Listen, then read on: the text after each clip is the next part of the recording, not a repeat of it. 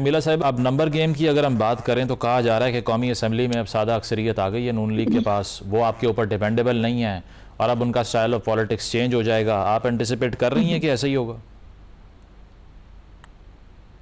देखिए, जाहिर बात है कि 6 सीटें और मिल गई कौमी असम्बली के अंदर, तो जाहिर बात है कि नंबर्स तो बढ़ गए हैं and now they are the largest parliamentary party in the national assembly.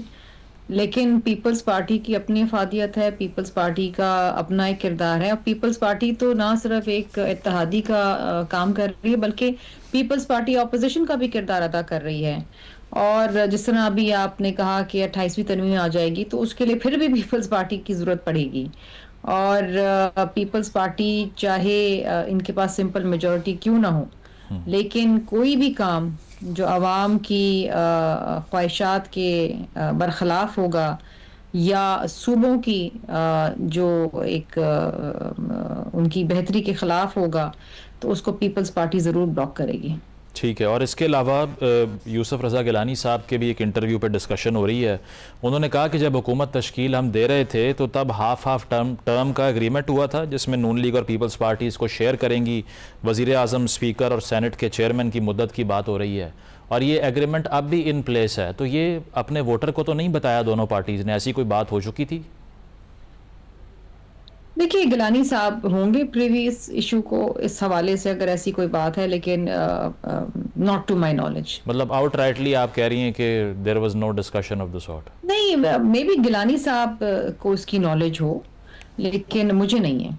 अच्छा, तो हम ये तो अस्यूम कर मैं रहे ना हैं कि इसकी ये टर्म तस्दीक कर पूरी सकती करेंगे हूँ ये ना, आईनी ओहदे? क्योंकि मैं ना इसकी तस्दीक कर सकती हूँ ना तरदीद कर सकती हूँ। अच्छा, चलें, पॉइंट आ गया। फैसल साहब, एक तो ये जो इंतखाबी अमल जो था ये तो हो गया, आपने पार्टी के अंदर जो इरेगुलरिटीज़ हैं उसको भी मेंशन कर दिया।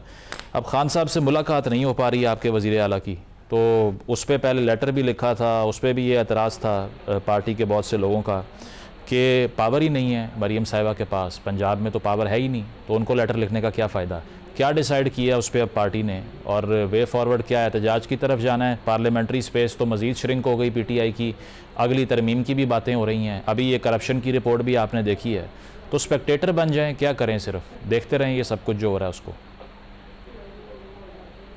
नहीं, पीटीआई तो अपने तक जो एहतजाज हो रहा है, हो सकता है वो कर रहे हैं। कारकुनान जो हैं वो आते हैं, देखिए ना, वो उसके अडयाला के बाहर भी वही लोग जाते हैं, लीडरान नहीं जाते, कारकुनान तो जाते हैं।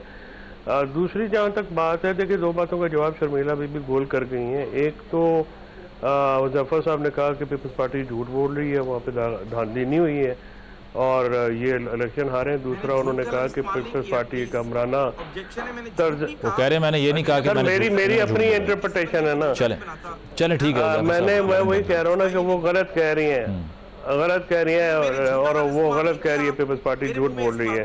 चलें ठीक है, फैसल साहब कंटिन्यू। अच्छा सर, तो मुझे तो करने देना बात। इन्होंने कहा कि पीपल्स पार्टी ने झूठ बोला है, वहाँ पे धांधली नहीं हुई है। दूसरी बात यह है कि इन्होंने कहा कि पीपल्स पार्टी जो है वो आमराना पार्टी है, वो लड़काने चलो वरना थाने चलो, हबीब जालिब साहब ने जो कहा। सही। तो वो उन्होंने कहा कि वो पीपल्स पार्टी जो है 1970 में लिखी थी, मैंने ऐसी कोई बात नहीं की। फैसल साहब आपको ज्यादा पार्टी ऐसी है। अच्छा, आपको फैसल साहब ज्यादा एतराज हुआ है पीपल्स पार्टी पे तनकीद से apparently in comparison to Sharmila? वो असल में मतलब देखे ना, जो भी पॉलिटिकल वर्कर होगा वो तो बात करेगा। ठीक, उन्होंने तो तस्लीम कर ली, उन्होंने हुज़ैफा भाई ने कही और शर्मिला बहन ने तस्लीम कर ली। सही। उन्होंने कहा ठीक है, वो सही कह रहे हैं। अब बात यह है जी कि अगर मरियम नवाज बीबी के पास पावर नहीं है, कानून के मुताबिक तो सीएम के नीचे होती है होम मिनिस्ट्री और जेलें होती हैं होम मिनिस्ट्री के नीचे जो प्रोविंशियल होती है। और ये आई थिंक एक रियलिटी, जैसे हम कहते हैं ना कि हाइब्रिड निज़ाम है, जो इनका वज़ीर दिफा भी कहते हैं, तो ये उसकी तायीद है उस चीज़ की। जो हम ये कहते हैं कि ये कठपुतलियाँ हैं, तो ये उस बात की तायीद है। जब हम कहते हैं कि बेख्तियार है, ये उसकी तायीद है। जब हम ये कहते हैं कि इनके पास पावर नहीं है, ये उस बात की तायीद है। तो ये बुनियादी तौर पे जो हमारा स्टांस है ये उसको टाइज में है। दूसरी बात ये है मुजम्मल साहब, जो IMF ने इनके ऊपर करप्शन के इल्जाम लगाए हैं, जो इन्होंने लूट मार की है पिछले 2-3 सालों में पाकिस्तान में, उसका तो जवाब ही नहीं है इनके पास। नहीं, वो कह रहे हैं हम इलेक्शन जीत रहे हैं, कई 100 अरब रुपए अवाम के खा गए, तो क्या हो रहा है उससे? कौन? PMLN देख लें, आप कल का रिजल्ट देख लें। इलेक्शन ये कोई अवाम के वोटों से थोड़ी जीतते हैं, ये तो फॉर्म 47 की हुकूमतें, अभी भी फॉर्म 47 है। अच्छा, इन्होंने जो अरबों रुपए की करप्शन कर दी है, उसका जवाब क्यों नहीं देते? ये तो बताएं ना कि ये जो फैसल साहब स्टैंडिंग कमेटीज में जवाब लेना था, वहां से रिजाइन कर गए आप। अब देखिए स्टैंडिंग नहीं, आप किस प्रोग्राम में क्यों ना जवाब लें? आपको मनाही है कोई? जाहिर है आपके एडिटोरियल है ना, करप्शन के बारे में तो मीडिया सबसे ज्यादा शोर मचाता है।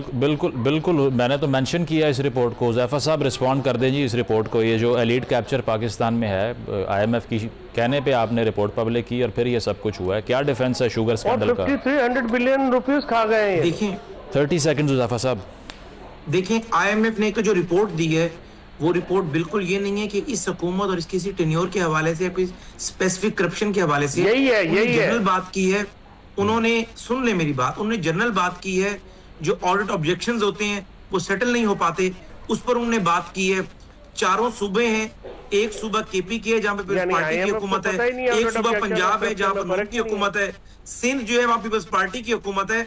मरकज के पास तो PSDP में कुछ होता ही नहीं है कि करप्शन की गुंजाइश भी रह जाए। अब तो सारा पैसा सूबों के पास होता है।